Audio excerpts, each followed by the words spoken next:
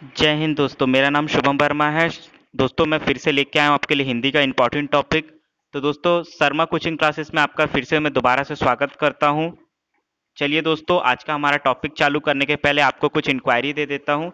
जैसे कि दोस्तों मैं हर वीडियो में आपको बताते आया हूँ कि हम अपने सबसे पहले आप हमारे जो भी हमारे नए दर्शक हैं हमारे यूट्यूब चैनल से नहीं जुड़े हैं तो फटाफट दोस्तों हमारे YouTube channel Sharma coaching classes, जी हाँ दोस्तों, क्या YouTube channel Sharma coaching classes से जुड़ जाइए और यूट्यूब चैनल को जुड़ने के बाद सब्सक्राइब करना और बेल आइकन को प्रेस करना बिल्कुल भी ना भूलें, ताकि आपको लेटेस्ट वीडियो की नोटिफिकेशन अपने हेडसेट पर प्राप्त हो सके दोस्तों। चलिए दोस्तों, आज का हम वीडियो स्टार्ट करते हैं। आप हमारे अन्य माध्यमों से जुड़ने के लिए जो भी हमारे दोस्त हैं यूट्यूब चैनल से जुड़ चुके और हमसे अन्य माध्यमों से जुड़ना चाहते हैं तो हमारे फटाफट टेलीग्राम चैनल से ज्वाइन हो जाइए दोस्तों। सबसे आसान तरीका शर्मा कोचिंग क्लासेस के टेलीग्राम चैनल पर जाइए, टाइप कीजिए शर्मा कोचिंग क्लासेस, ज्वाइन हो जाइए दोस्तों। इस पे आपको हमारे नोट्स के पीडीएफ नोट्स प्रोवाइड होंगे, अलग अलग वीडियोस अलग अलग टॉपिक के आपको प्राप्त होंगे। हमारे ग्रुप से कितनी भी जुड़ी रिलेटेड जो भी बातें होंगी वो आपको उसके ग्रुप पे हम प्राप्त होती रहेंगी।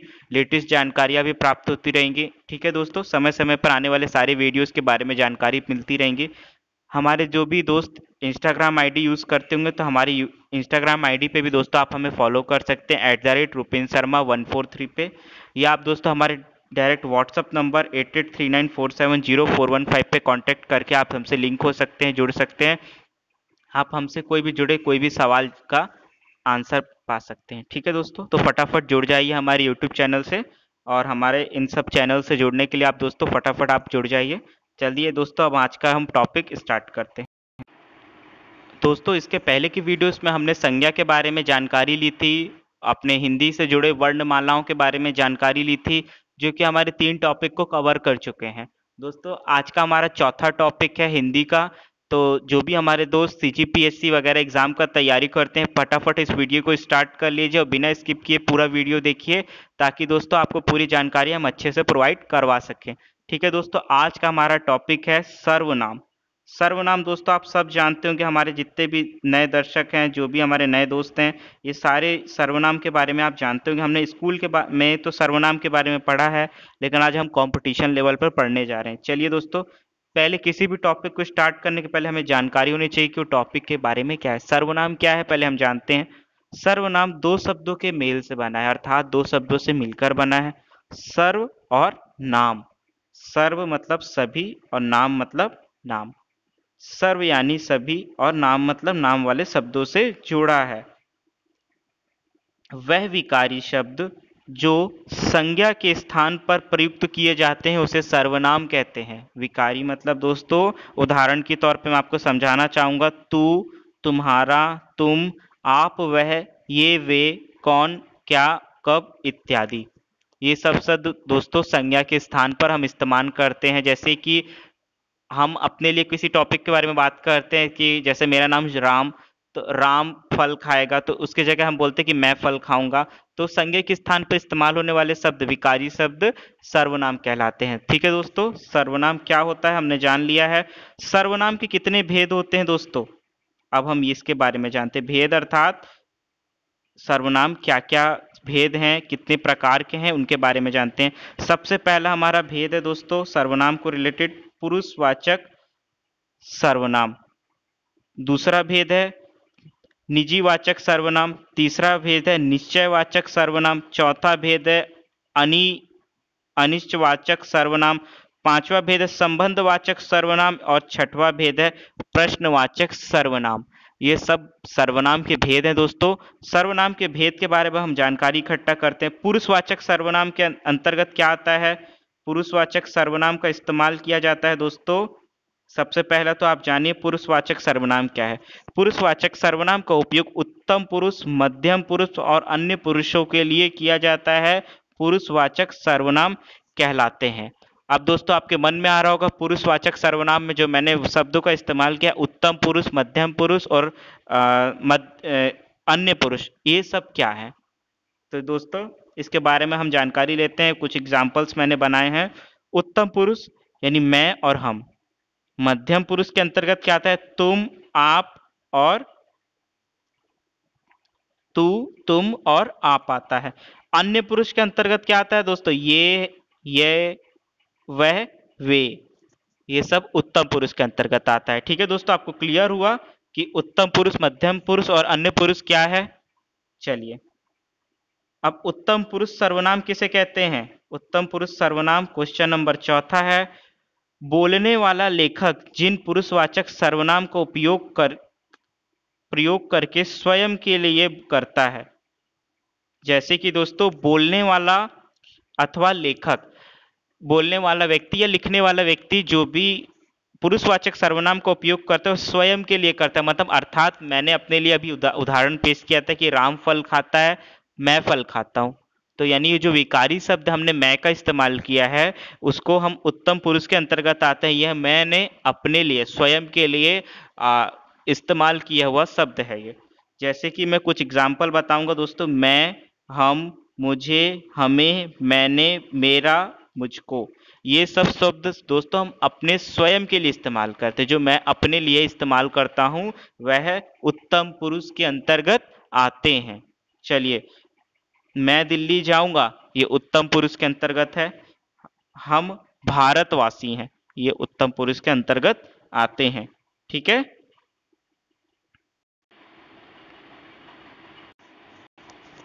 तो दोस्तों मध्यम पुरुष को हमने समझ लिया था। मध्यम पुरुष क्या होता है? बोलने वाला जिससे बात करता है उनके लिए प्रयोग किए जाने वाले शब्द सर्वनाम मध्यम पुरुष कहलाते हैं। मध्य पुरुष सर्वनाम कैसे दोस्तों?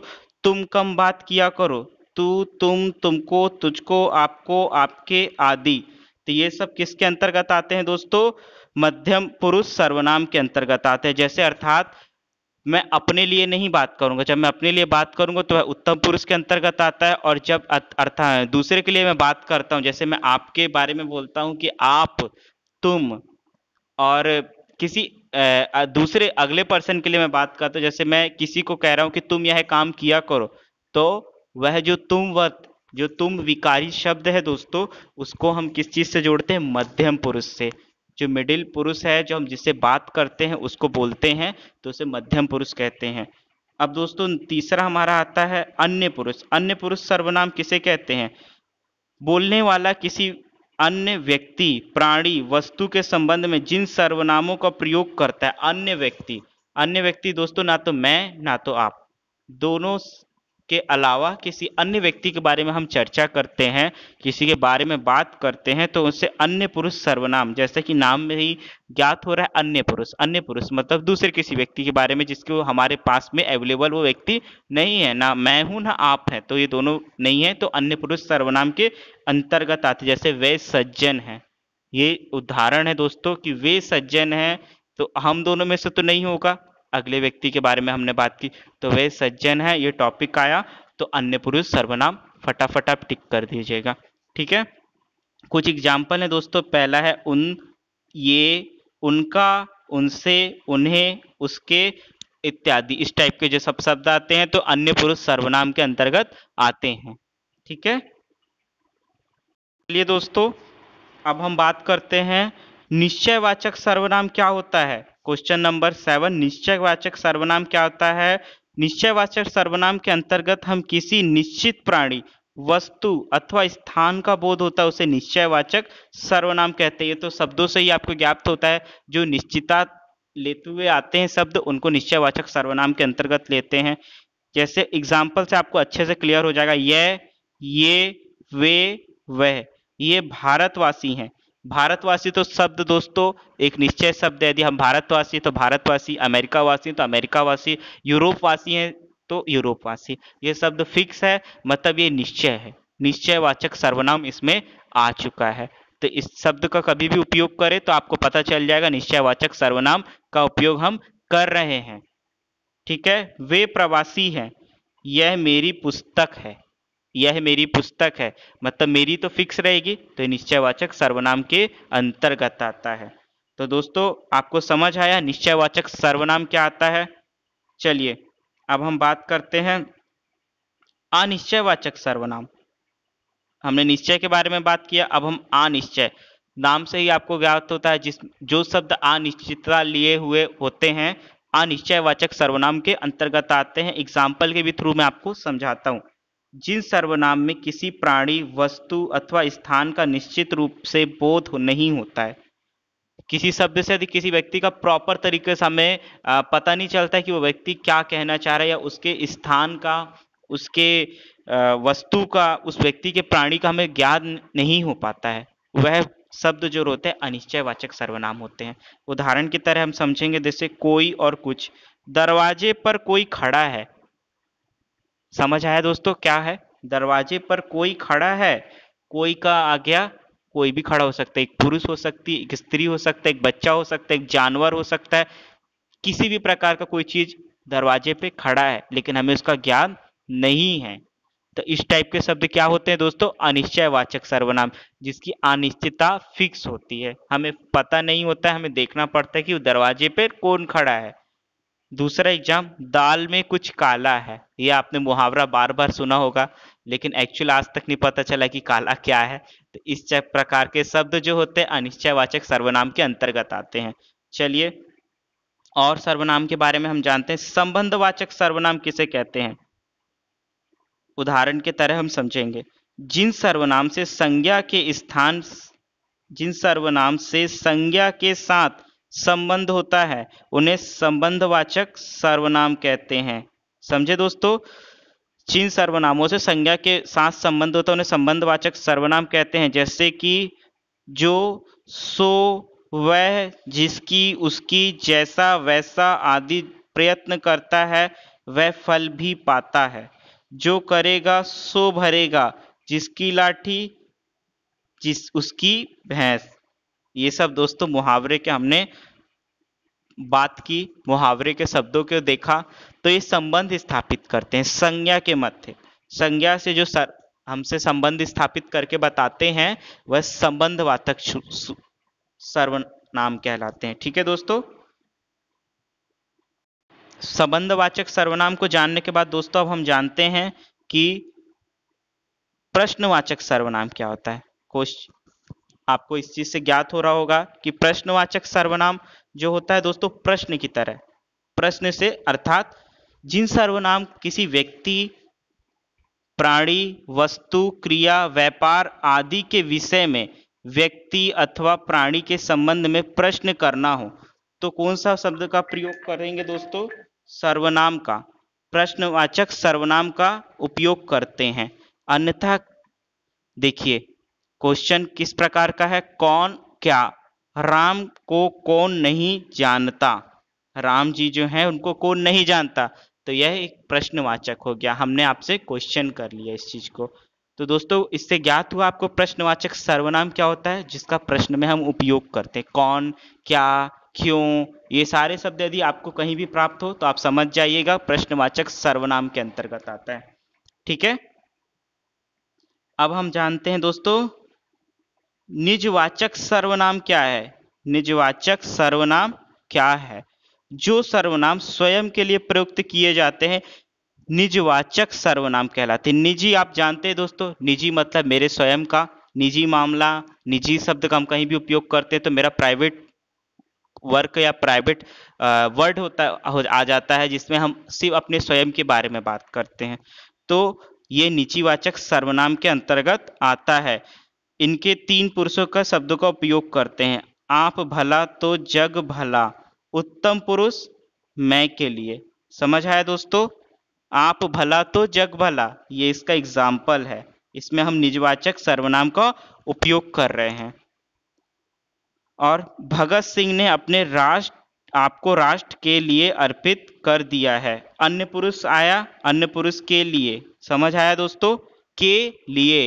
इस टाइप के जब भी वो शब्द आए तो उसको निजवाचक सर्वनाम के अंतर्गत समझ लीजिएगा फटाफट दोस्तों। ठीक है? चलिए दोस्तों आज की हम अपनी क्लास यहीं समाप्त करते हैं। हिंदी के और भी हमारे टॉपिक बचे हुए हैं जो आपको रेगुलर वीडियोस में प्राप्त होते रहेंगे। चलिए आप हमारे जो भी हमारे नए दर्शक हैं, हमारे वीडियो को देखने के बाद उनकी इच्छा है हमसे जुड़ने की, तो हमारे YouTube channel Sharma coaching classes से फटाफट जुड़ जाइएगा दोस्तों। Telegram channel Sharma coaching classes से फटाफट ज्वाइन होके आप हमारे इस नोट्स का PDF, लेटेस्ट जॉब नोटिफिकेशन और हमारी जो टीम अलग अलग सब्जेक्ट्स पर RRB, NTPC, RRB group D, CGPSC और जितने भी अदर एग्जाम्स के लिए तैयारी कराती है उन सब चीज़ों के वीडियोस उस ग्रुप में आपको प्रोवाइड होते रहेंगे। आप हमारे यूट्यूब चैनल और टेलीग्राम चैनल के अलावा भी आप हमें फॉलो करना चाहते हैं तो हमारे इंस्टाग्राम आईडी जो भी हमारे दोस्त यूज़ करते होंगे तो आप हमें उस पर फॉलो कर सकते हैं, या आप दोस्तों हमको डायरेक्ट हमसे आप बात करना चाहते हैं, आप हमसे जुड़ना चाहते हैं तो फटाफट नंबर नोट डाउन कीजिए 8839470415।